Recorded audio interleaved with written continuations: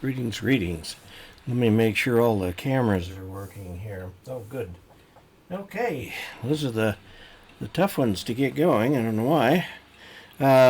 Everything seems to be working as it's supposed to today. Welcome, everyone, to the live stream, Saturday live stream for Ask Dave. And this is where I answer questions that are either put on my website at ke0og.net/ask-dave. There's a form there you can fill out, which is the most popular way that people do that. And you can also send me email directly at hamradioanswers@gmail.com. Now, one of the things that's handy about the Ham Radio Answers email is that you can attach photographs or something like that, which sometimes makes it a lot easier to visualize what you're doing. So I'm getting, as usual, further behind. I should do this by the ounces of paper. These are all the questions I'm behind on. We're starting in May 26th, and we'll go from there. And see what we've got. In terms of announcements, nothing much. I got a question from a viewer here, Dave, who sent it to Ham Radio Answers. Had a question about an antenna. He wanted to take a dipole and just kind of add another dipole onto the end of it. I modeled it, and I was very surprised to find that it worked fairly well, although it had very weird pattern on it. Anyway, I made a video about that and put that up last night, if you haven't seen that. The big feature that's coming up is this. This is the Anytone D878UV Plus. And what the plus means is that in addition to GPS, APRS, this also has Bluetooth. And so, in theory, this should act just like my cell phone in my car. When there's audio coming over this, it'll come over the car speakers and interrupt the radio. And they've given me a little tiny button. This is the button. This is the push-to-talk button. And you use this Velcro to strap it to something like your steering wheel. And you can use that for push-to-talk. And it took me 2 or 3 days to get it to work. My car, or my truck, it's a Nissan Frontier, has some oddities, I guess, in the way its Bluetooth is done. So I had to get a lot of help getting that answered. And so that hopefully will be the video this coming week, is about that Bluetooth thing. I also discovered a few things that Anytone did to increase the utility of the radio, and I'll talk about that. I'm also going to talk about how you can download the entire contact list of every ham on earth who has a DMR ID, plus all of the registered talk groups can go in there too, so you can pick them on the fly and so on. They've got new software, or I should say updated software. The latest firmware is 1.13 for the 878, and I did upgrade it to that. So we'll see what we're doing here. Let's see what we've got in here. A number of greetings from all over, including Ireland and Great Britain and Holland and Denmark. I guess the Netherlands is a better name than Holland.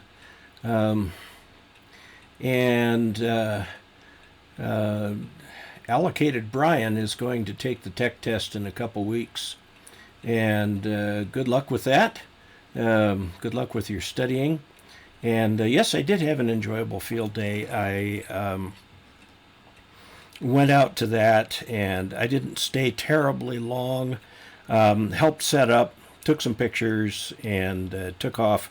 Oddly enough, our field day is usually hot, boiling hot, because we're up on a mesa and there's no, it's just dirt. And so it's just hot up there. It's exposed to the sun. There's no hiding from the sun anywhere. But it was cold this year. We had a chill wind, and the pictures at dinner time show a whole bunch of people bundled up in jackets trying to stay warm. It was the coldest field day I have ever seen. In fact, I asked somebody there whether we had accidentally stumbled on winter field day. It was just really cold. Don DeGidio liked the modeling video. I tried to show all the steps in modeling, all the different kinds of things that you need to do to get a model out of that. Hot in Michigan. Field day was good. No strong opposition to 144 to 146 megahertz. That's from Nagasai. He is in India. Bulgaria is here. Just received my first HF rig, a 7300. Congratulations, very nice radio. Using an NFED at 50 feet per Ballon Designs. And haven't made your first QSO? Oh, go ahead and do it. The easiest way to make your first QSO is to make an appointment with some other ham locally who can get on the air with you and walk you through the initial problems. And then if you do have issues, the guy's just a phone call away, and you can work through them on kind of a very low-key basis. Don't have to worry about it. I remember my very first CWQ, so when I was a novice. Boy, that was hard. But I've also been a lot of hams' first contact. Greetings from Greeley, Colorado, another warm place over there. All right, let's start taking a look at the questions here. I'm not even going to pretend that we might keep up with the questions. We've got a lot of them. Here is from Don DeGidio, who has sent me a bunch of links for magnetic loop controllers. It says the last is for an automatic screwdriver antenna, and had some email conversations where I thought it could work using the same sensing circuit found in screwdriver antennas in Tar Heel. So I'm going to put these in a post up on my website at dcasler.com. Oh, by the way, some of my patrons on patreon.com have expressed some disappointment with Patreon and how much money they take out before it comes to me, and asked if it were possible if I could put up a recurring payment on YouTube. Not YouTube, I'm sorry, I'd love to do it on YouTube, but they haven't offered me that feature yet. But to do a recurring payment on PayPal. And I went online today and dug through all the little buttons. And so now, here, I'll just show it to you. Let's go to the top screen. And we'll go to dcasler.com. And if you go to dcasler.com, there's a place up here for support. Okay, or down over here, it says for the tip jar, click here. It's dcasler.com/tip-jar. And what I have done is added down here another button. I didn't really know what to put these at for a monthly contribution, so you can choose between $5, $10, and $20 a month if you want to do a monthly. You can do a $2 on Patreon. But PayPal takes out a fixed amount plus a percentage, and that fixed amount is a significant fraction of $1. So I've made these for a little bit more. If there's some other ones I should have in there, let me know. But you'd put that in there, put in a comment of some sort, and then hit subscribe. And that will take you to PayPal, where you can put in your credit card. And then it will make that a monthly subscription. I call it a recurring payment or subscription. It's like a subscription. It's a monthly thing, and it will. You can stop it, of course, anytime you want. And anything that you put in there, boy, it just really thank you for that. Okay, let's go back to now the headshot and go on with some comments here. Okay, this is from Dennis. No, Dennis didn't want. Who was it who didn't want his name used? No, it's from Dennis. Dennis Dobke, W8ITC. Says, first of all, thank you for doing what you do. And says, I have read many books and searched the internet, but have not really found an answer to my question. I believe the attached drawing will explain the issue. Now, this is a case where he used the hamradioanswers@gmail.com address. So let's put this up on the overhead and see what he's got here. Okay, this is a diagram of his house, and he doesn't say what floor it's on, but he's got a panel out here, a single point ground panel, and this right here would be his single point ground, okay? He's got his station grounded to it, okay, and then he has the service panel, okay, so the lightning arresters go there. And that's a bit of a long run for that, but that is a good single point ground. Okay. Now, he wonders if he needs this right here. And the answer is no. You should go outside. If you wanted to go outside, do it here and then over to here. He's showing ground rods every 6 feet or so.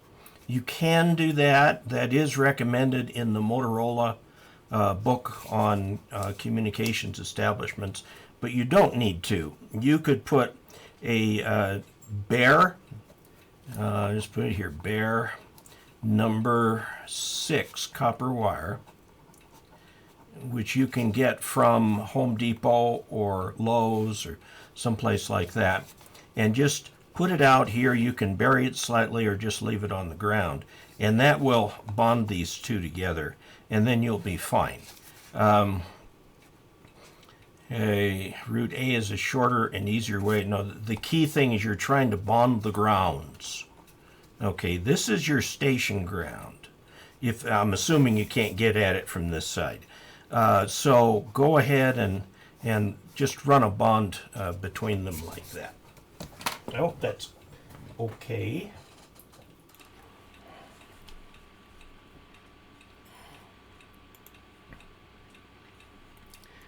Boy, we've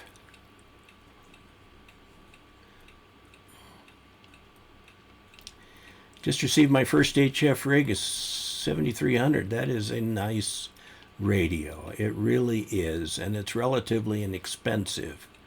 Any tips on driving in an 8-foot ground rod? There is actually a tool for putting in ground rods. It's a cylinder about this long that's hollow but closed on the end. So you can put that over the ground rod and just keep pound, pound, pound, pound until you get that thing into the ground.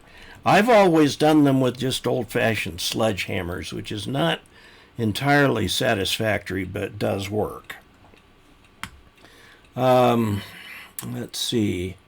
Next year for field day, it will be very good. 1 echo means at home on emergency power. So I'm trying to build a portable 160 meter antenna. Can't do very tall antenna. What do you do? Well, the way you do it for 160s, you get up as high as you can.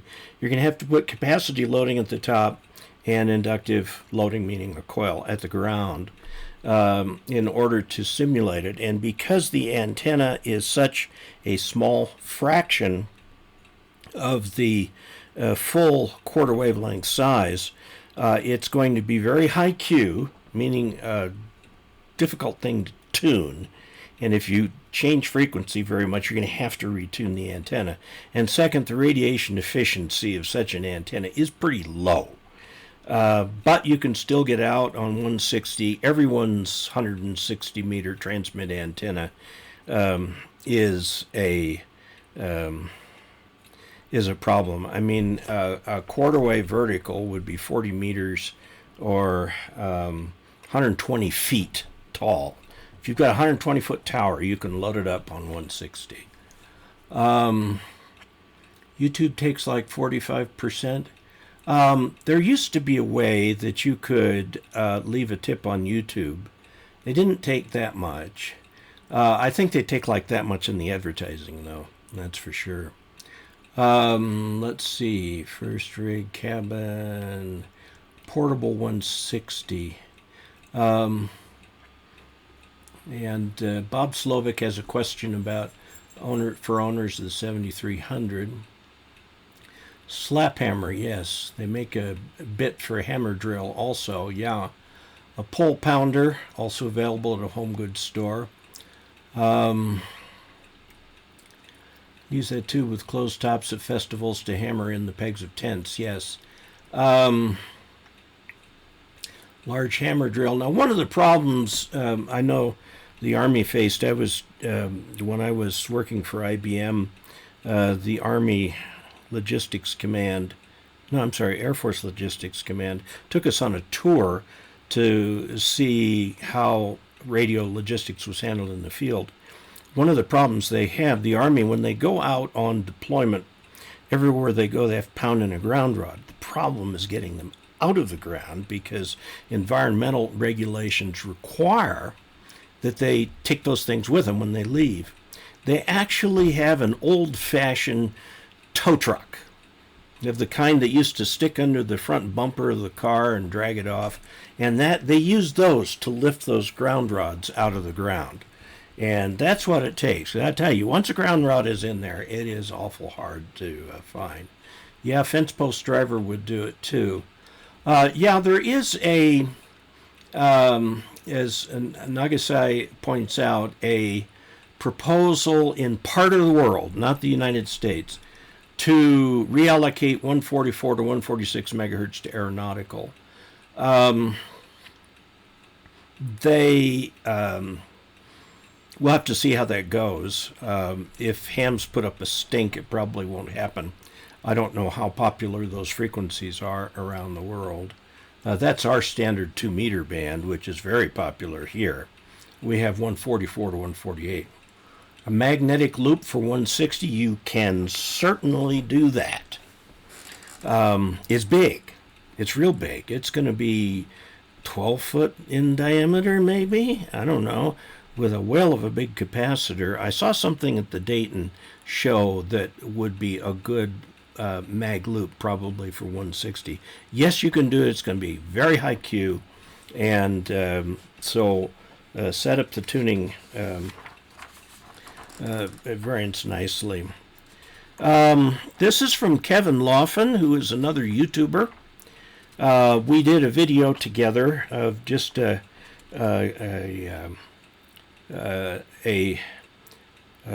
QSO that we had.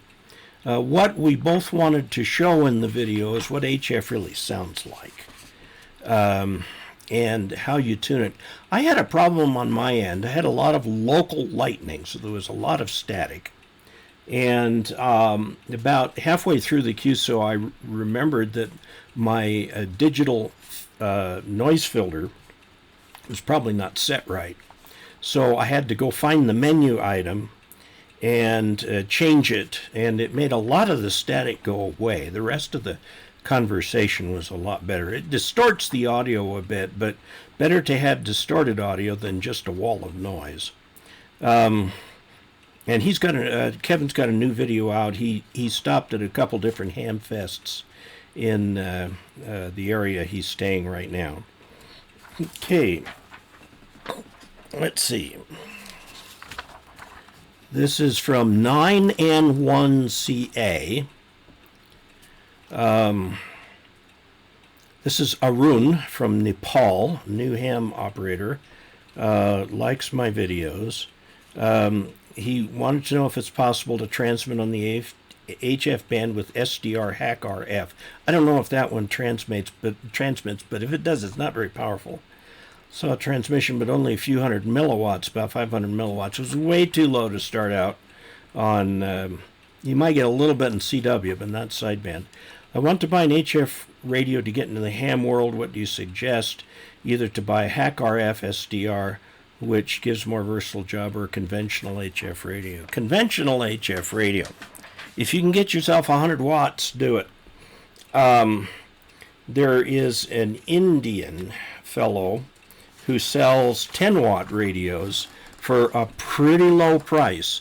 Go to HF SIGs. That's and let me show it on the overhead here. It's HFSIGs.com.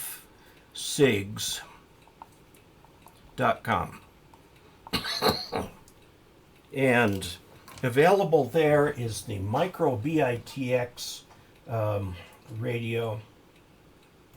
That is quite inexpensive as far as radios go. I know it's still a lot of money. It's 129 US dollars. Might be a little different in rupees, but that's not quite completely put together. You've got to do a little final assembly yourself.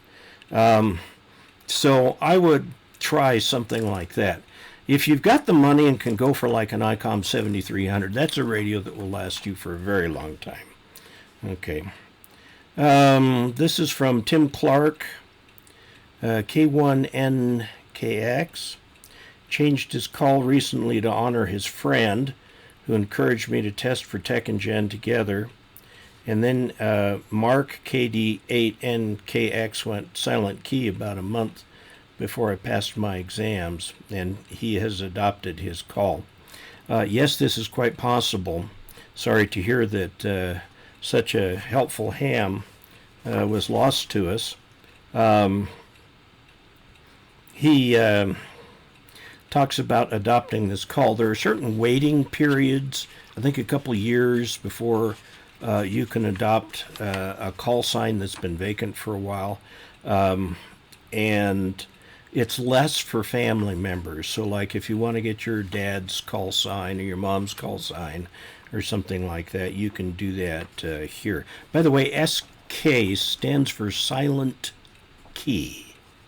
A ham who has died, his key is silent, and that is where that term came from. QST every month has a list of silent keys for the previous few months, which unfortunately, as hams age, is becoming more common. I've seen some YouTube channels that are ham radio oriented and put together by youth. I know that their viewer profile is going to be much younger than mine, and I'd like to hook up with a couple and see if we can't combine our user profiles, because if you look on mine at the analytics and see what we can get here. Let me get that top screen on there. We'll look at demographics. This is the demographics of my channel. 18 to 24 years, a few. The most in the 55 to 64. So if you look at this part right here, which is most people, it's after age 35. Now I know Hoshnazi, I've looked at his, and his whole thing is like 20 years younger than mine. So we've thought, well, we're not really competing with each other. We've got different demographics. And look at not very many females here. Now, of course, YouTube is just taking a guess, but this is what it has been in the last 28 days. So let's go back to live streaming. Okay. And back to here. Okay. Yeah, the Micro BITX is a delightful little kit, and they work. I've used them. Let's see. 9100 too rich for me. Yeah, it's just 3 bands. Of the HD1 and the D878 Plus, I think you'd be happy with either one. I think the D878 UV is probably the Plus is the one to get now. It's by no means the cheapest radio. Hung up in the term haiku. Haiku. It's not haiku like the Japanese. Haiku. Let me demonstrate what haiku means. Main overhead. Okay. Okay, Q. Q is the quality factor.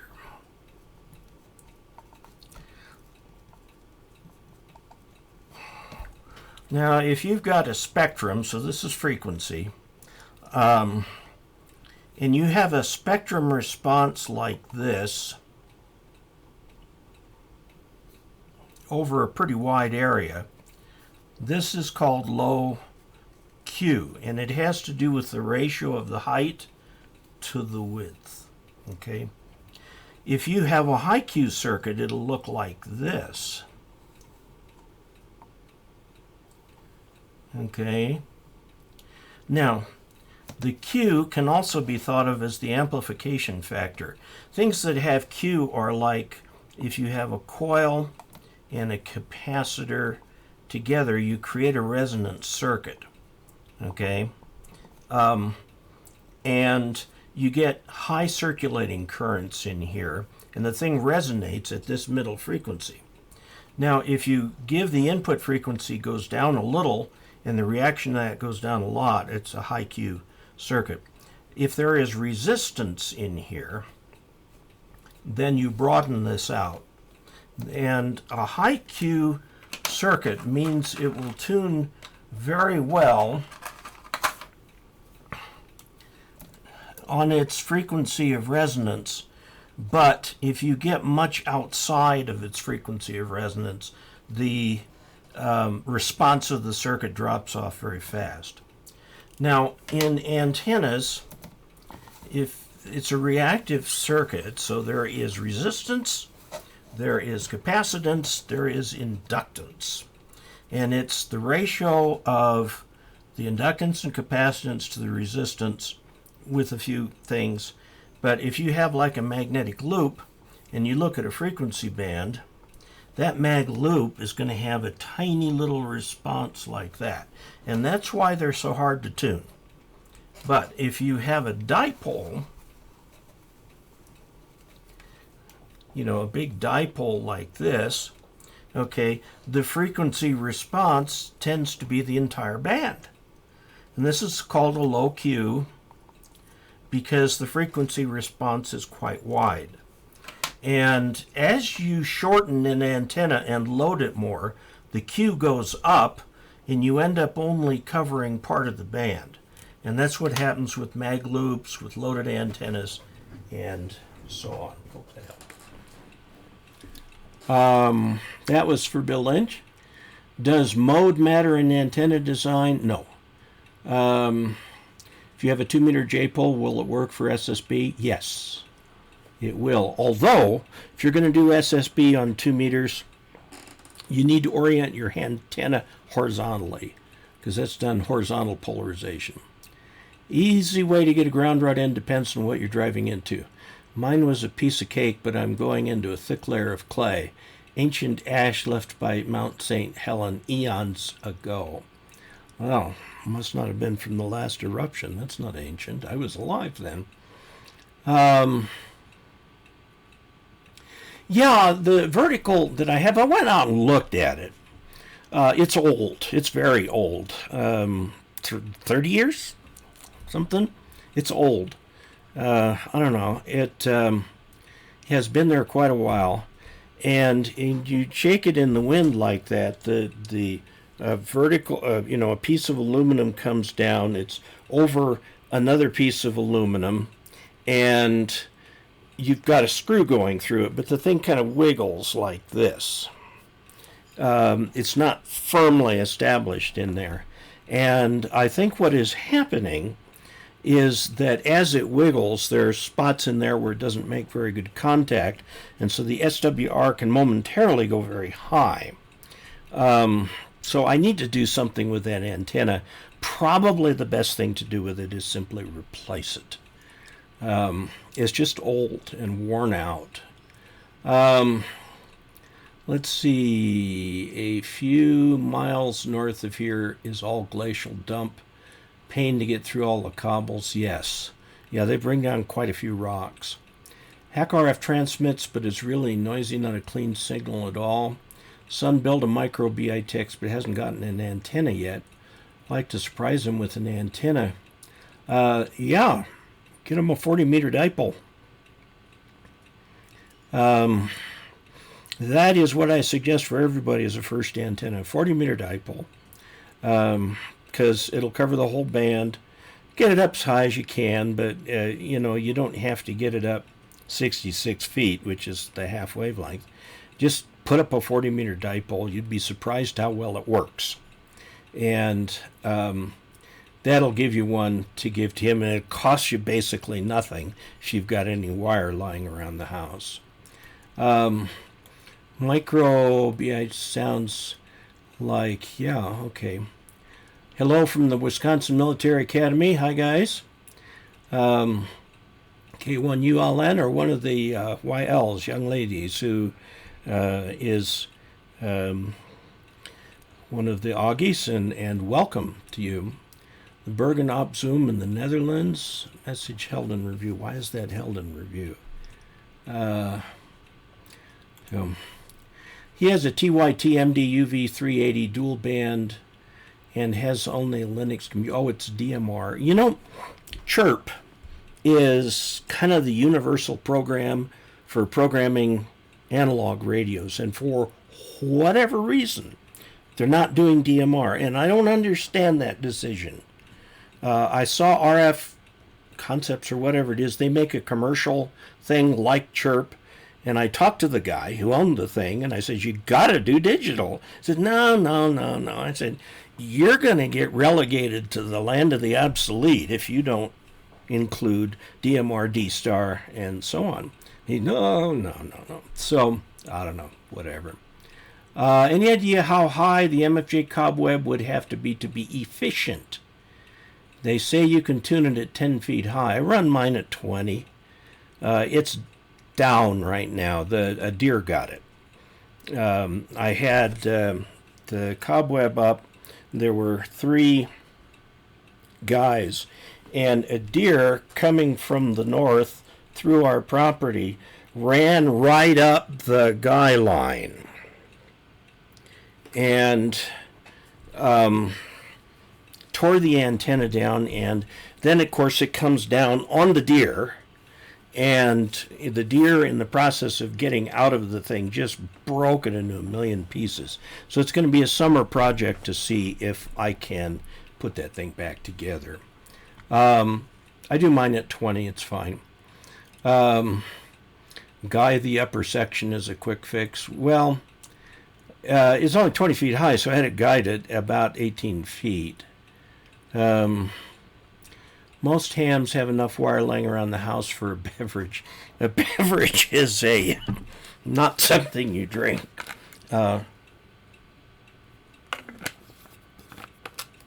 beverage antenna, and I can't remember the guy's first name, but it's a long, low antenna. It's basically a long wire about 8 feet off the ground that goes about 3 wavelengths at 160 meters.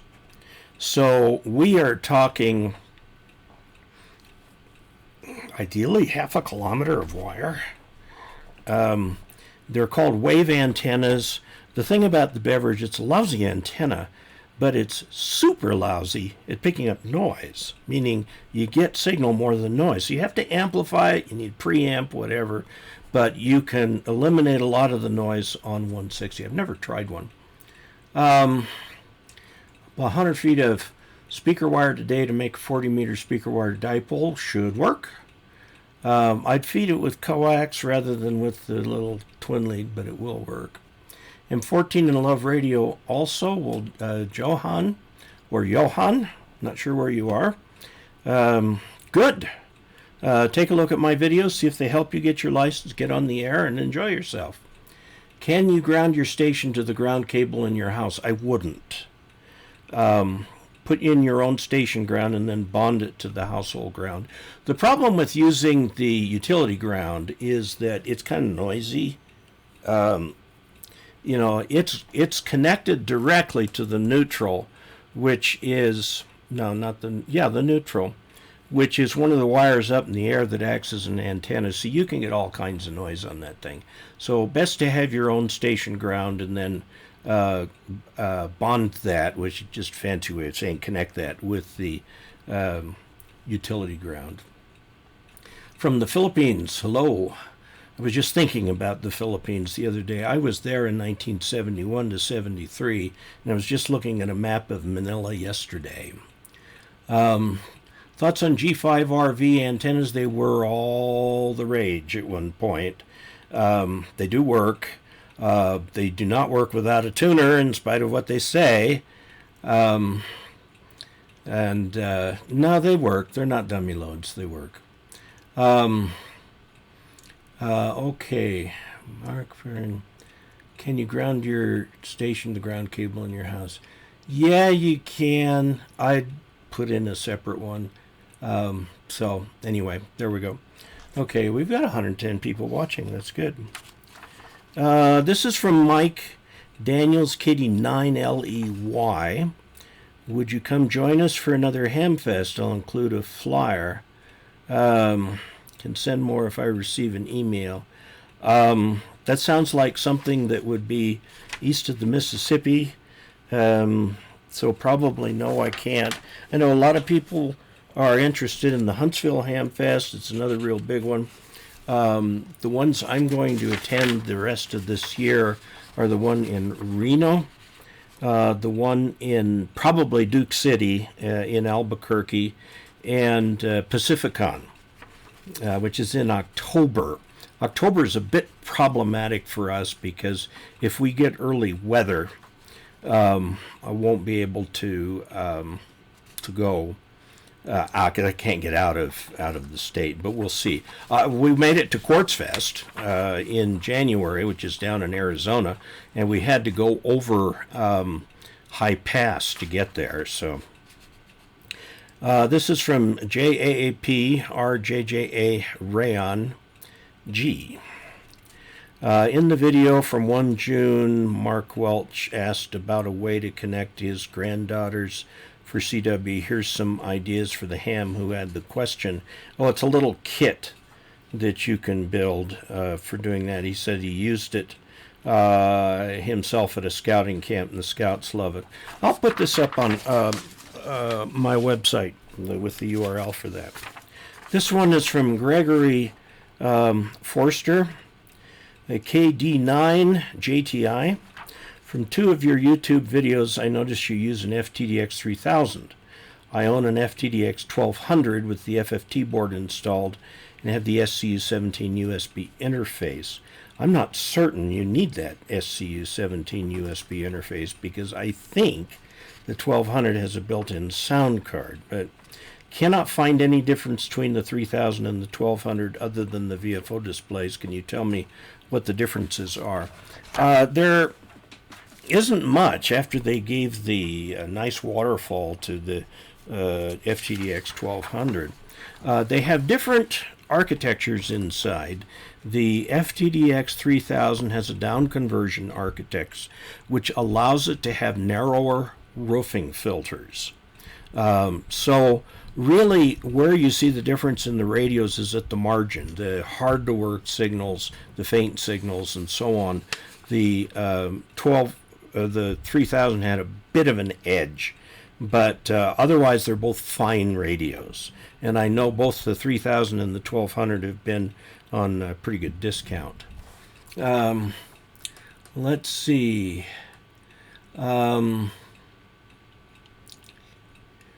Thoughts. Copper water pipes, house ground. Yes, that does make a good shack ground, but only on one condition, and that is that it's copper all the way to the street. And these days they're not.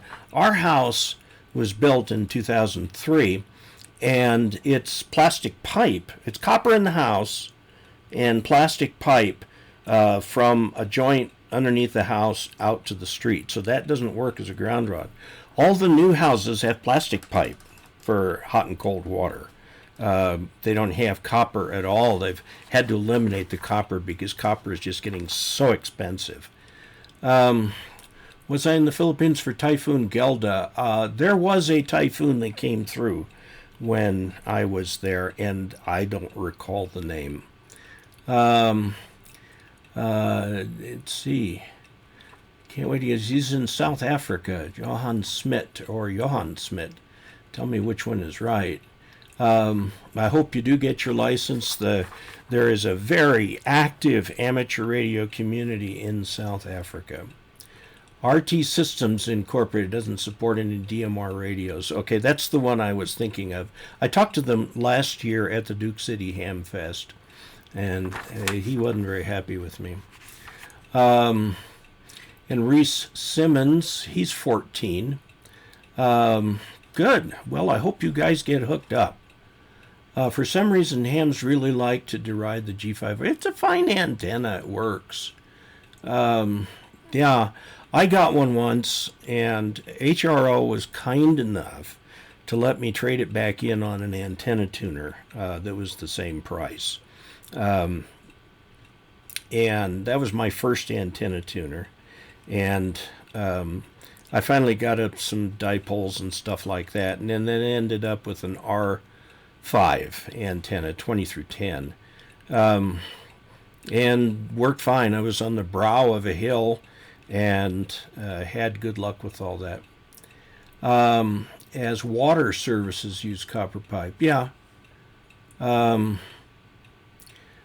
pipes that we have in our area for the infrastructure are plastic. There's some old iron pipe down in the ground, but no way to get to them. Our water system's kind of strange where we are right here. G5RV versus NFED dipole, they both work. FTDX 1200 does not have a USB interface. Really? Okay. No, I'm a little surprised at that, but I don't know that much about the 1200. So you do need the little control unit that you can hook it, or a what's the name of the thing? USB Signal Link USB. That's what I have. Limited room to put up a vertical for radials. Would hooking onto a chain link fence help at all? Maybe. Try it. I don't know. You might take a look at one of the radials, or one of the verticals that doesn't need radials, like the Cushcraft? It's the AV640. Has enjoyed a vogue. Is a nice vertical antenna, 40 through 10. Should cover all the bands, 40 through 10. Except, well, it won't cover 60, of course. And it doesn't require radials. It has a little bit of a counterpoise at the bottom, and they want you to get it up about 10 feet off the ground. But in terms of area of space that it takes up, it's very small. It's a very small area, and you can put it up in a very small backyard. The copper pipe in my house runs to the street, was also connected to the house ground at the kennel, and that makes perfect sense. That would have been a common thing to do. Extremely restricted for room, unable to put in a groundway vertical. Make half-size G5RV working with a FT450, and gets me all over the world, and is restricted 10 watts. Okay, so he's flying the British flag in his sign or symbol there. And the restricted licenses in a lot of places around the world are just 10 watts, which is why you see so many 10-watt QRP single sideband radios like the Micro BITX. SCU 17, yeah. Richie's Radio Room. I have a separate independent ground for my radio. Your neutral is connected to the house ground. It is very noisy. It's Afrikaans, so it's weird to pronounce in English. Okay. We'll just, if we may, use an anglicized version of Johan Smit. Can add ground rods connected to your shack and the copper pipe since it goes out to the main. If it does, yes, you're in good shape. This is from Keith Marsh, N8VHL. I have an older ICOM 2-meter rig, IC229H, and my mic is going bad. What would be a good replacement mic for that radio? It has an 8-pin round connector. Would the MFJ-250I work with it? I looked that up, and I think it probably does. I would call MFJ and ask them, but I suspect that it may. And that would solve your problem very nicely. Of course, you can pay a whole lot more and get an ICOM mic. This is from KD9JTI, Dave, and he's talking about PSK31 adjusting the ICOM 737 RF output. Several sources recommend using the ALC meter to adjust the RF output level. The ICOM 737 does not have an ALC scale on the S meter. Any other suggestions? It probably has an ALC light. A little LED somewhere on the panel marked ALC. And when that light flickers is when the ALC is kicking in. So you want to turn up the gain until that ALC light just starts to light and then back off a little bit. And then you'll be in the linear range without the ALC messing up your signal. Give that a try, see if that works. That's how I had to do it on my Jupiter. There was just a little button for it. This is from Joe. If two UHF antennas, one a quarter wave approximately 6.24 inches and the other one whole wave approximately 2517 were mounted at the same height, would one of the antennas transmit better than the other and one would receive better than the other? Yes, the quarter wave, both for transmitting and receiving. A whole full wave antenna is just hard to deal with. I'd go with the quarter wave. I know it's only that big, right? It's only that big. But that's a quarter wave at that frequency. And you'll get unity gain on that thing if you stick that thing up with a little ground plane. So power, this is from Mark Straw-cutter KC3MLA. So power supplies need connected to the station RF ground, or are they only grounded to the electrical system through the power cord? I recently purchased an Astron SS30M. That's a switched supply, 30 amps with a meter. At least one meter will indicate the amperage and may also indicate the voltage. And it doesn't appear to have a ground screw. But the power cord is 3-wire and had a ground. Don't defeat the 3-wire. Plug it into your 3-wire outlet. Connect it to your radio. If you are getting some noise and you don't like it, you can try grounding the supply to the radio or to your station single point ground. The way I've done this before, on the where the cover is attached, there's screws, is back one of those screws out a little bit, put a wire around it, tighten it back in, and then connect that wire to the ground. That'll do it. Most of the time you probably won't have to do that. You can just use the power supply without connecting it to ground and connecting it to the radio, where it'll find signal ground through that. If you happen to have a really long cord on your radio, you might consider shortening it. Leave fuses in it, but shorten it so that in your station home you don't have these big long wires sitting around waiting to pick up all kinds of noise. This one, let's see, did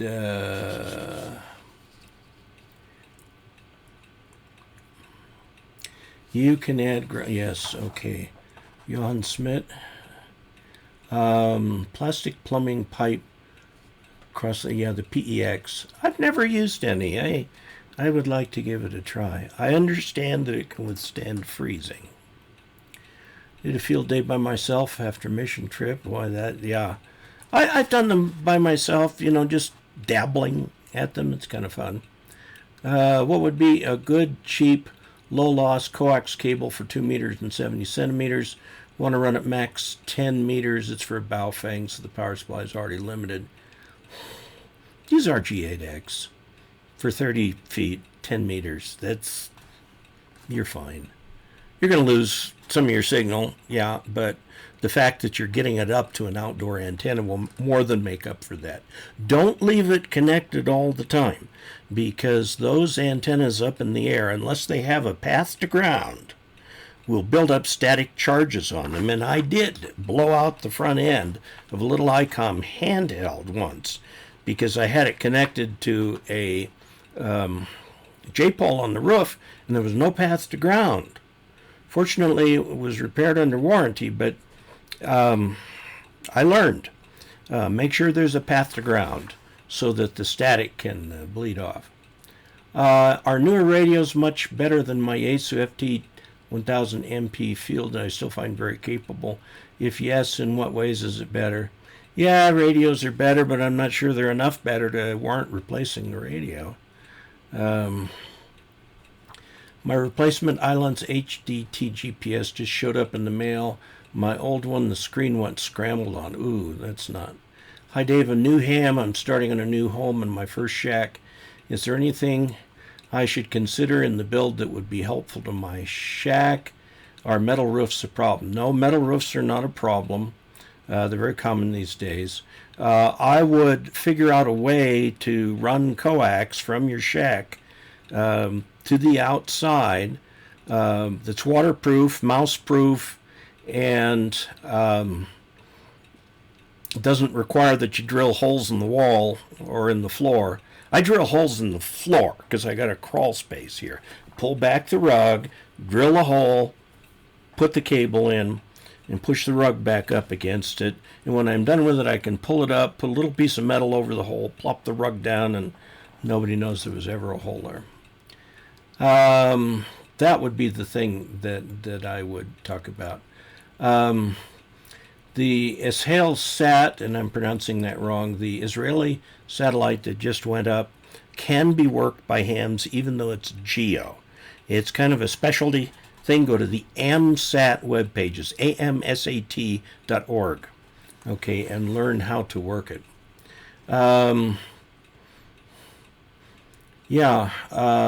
Johan. Oh, Johan. I think that is how I would describe it. Johan Smet. I can see that. Okay. Do you have to use direct bury cable, or can you bury LMR 400 or RG213? You can get direct burial cable. Each of those is a family of cables, actually. I'm lazy, I guess. Mine are just laying out on the ground. I guess it's because I change things so often. And where we live here, I've got an acre, and we're not allowed to landscape. It's supposed to be perfectly natural. And I will tell you that Mother Nature is a very good decorator, and right now we have wildflowers out. They're just beautiful. Okay, KC2LXD is Rodney. Can you do a video showing how to get the 2000X to transmit audio for digital modes such as PSK31 and FT8? Software is FL Digi for PSK31, Windows 7. Signal link box, that should work. Problem with this setup is that I can see the waterfall, hear the signals. The signal link will go into transmit, but there is no modulation being transmitted. Tried all the suggestions on the forum to no avail. If the TS2000X needs a special adapter or wire to get it to key, I don't think so. You have to attach a wire from the signal link. You've got 3 wires coming in. You've got speaker out, mic in, and push to talk, and then a ground. Now, all those need to be connected. Inside the signal link, there is a place where you set jumpers, and double check those jumpers are set and that you've got audio on the audio there. Now, make sure that you've got your gain turned up on the transmit audio. It shouldn't go more than about midway. It'll probably be less. And also make sure with your radio, if you're feeding the audio, I don't know if the TS2000 has this or not, but some radios have a front mic jack and a back digital jack. And somewhere in a menu, you have to tell it which one to use for the audio. So if you're taking it to a cable in the back of the radio, which is your digital input and output, go into the menu system and make sure that you tell the radio to take its audio from that back one. This is a problem I had with my Jupiter. Everything was hooked up and it would push to talk, but it wanted the audio through the microphone, so I had to go tell it, nope, audio from the data port. And then it worked. That is what it sounds like to me. You can attach a headset to the transmit audio and just see if you can hear it. It should be there. The other possibility, of course, is that you've got your computer set up to send the audio somewhere other than the signal link. So double check that it's not only receiving it from the signal link, but it's sending the audio to it. So, you know, the problem with all this digital stuff is there's a lot of ducks and they've all got to be in a row. But I hope those ideas are helpful. Do you have to use, let's see, if you need to bury the cable, check the spec on the cable jack to make sure it is direct burial. Yeah, it'll say on the cable jack. I use the digital port on my FT897D with my signal link. Okay. Is it? Oh, 897. Okay. We're running out of time as usual. We are into June. We're into the June questions. This is from T. Pulliard. And he's got several call signs. A92GW, AE1TP, and LZ/AE1TP. And just a quick hello. I had my eyes on the FT3000 for a very long time. Finally bought one. Ordered it today. I was in the same HRO a few days ago, and the clerk really was talking down the Yaesu line. Yeah, the ICOM 7300 is a thing. It's a bandwagon thing. The Yaesu radios work fine. I love my 3000. I had to play with the 3000 in the shop. The audio is very pleasant. Actually, some of the audio boards were designed, or the design was influenced by Bob Heil, and there's excellent audio in those things. Initially went in to buy FT881, walked out with an ICOM 7100. That's a little mobile rig that ICOM has. Just says, take care, Dave, all the best. Well, good. Thank you. And hope you really enjoy that 3000. This is from Sophie KB1GBG. I recently passed my extra exam. Congratulations. Would like to get started on HF. There's only one problem. I live in a New York City apartment. Yeah. On the second floor without access to the backyard, so can't put things there. Also don't have roof access. A ground rod also seems out of the question. Been planning to build a magnetic loop antenna so I can try to operate on 20 meters, and plan to set it inside right by my large south-facing window when I'm using the radio. Well, that may very well be the best that you can do. To build your own magnetic loop, the problem is the capacitor. The capacitor,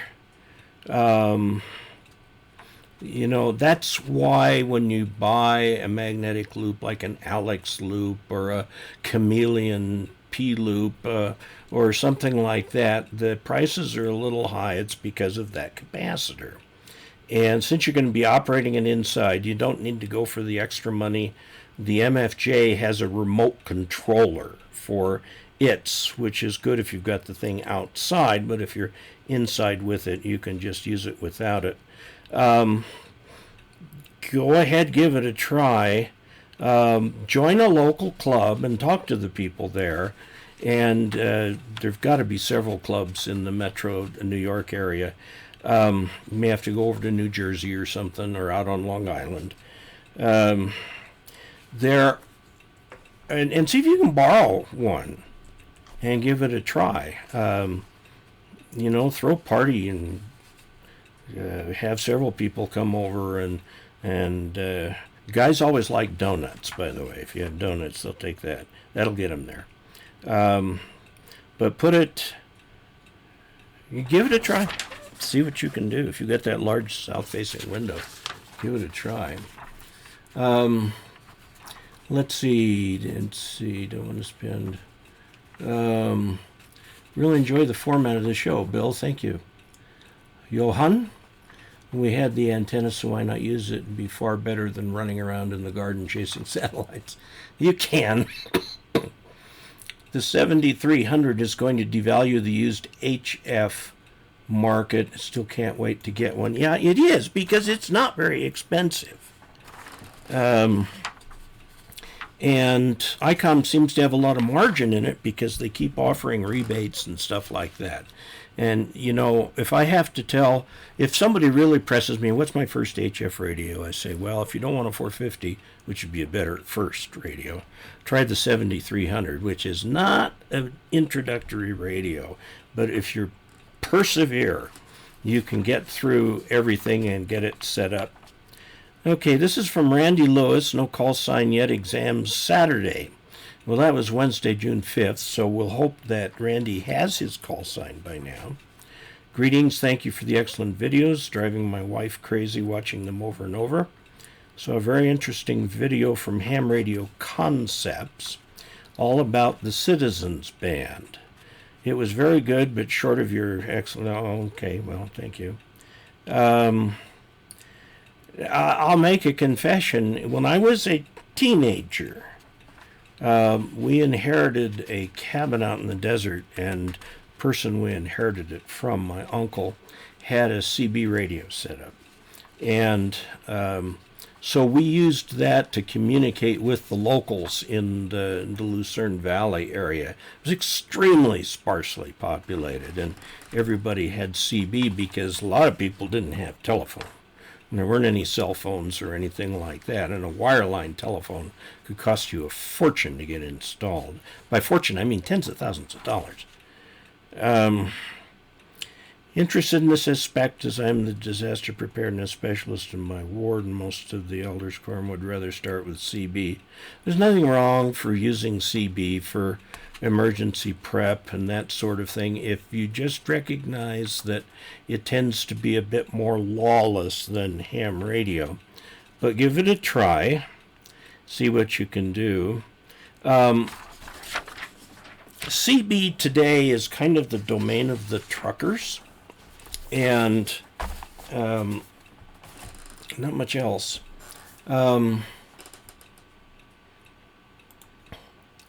Okay. He's having great success with ICOM 7300. It is a nice radio. I would like to have had it longer to really get to know. To really get to know an HF radio, you've got to have it a while. I mean, I can review a handheld in a week, but an HF radio is a lot harder to do.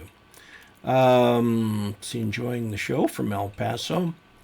Stealth antenna out on the window for the guy in New York. And rentals, it's usually easier to beg for forgiveness than get permission.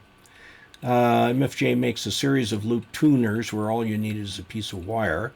Yes, you can take a look at that. If you build a loop, where do you buy the capacitor? Now, see, that's the thing. And that's why I'm suggesting doing what Don suggests there. Get one of those tuners from MFJ, because that has the capacitor in it. And it's a lot less expensive than a whole antenna. Give this stream a like. Yes, please do that. CB for many is the gateway drug to ham radio. It kind of was for me. Another great show. Okay, we're up to 123, which I think sets a record. Thank you very much for watching. We're over time. I'm going to put a couple of these things up with frequencies and URLs and stuff up on my website at dcasler.com. And don't forget to click like and share and all that sort of thing. Thank you. This channel has grown by word of mouth only. I haven't advertised it or anything like that. It's been word of mouth only. And we're pushing 54,000 subscribers. It's 53.5 or something like that right now. And I thank all of you. I thank you especially for your support.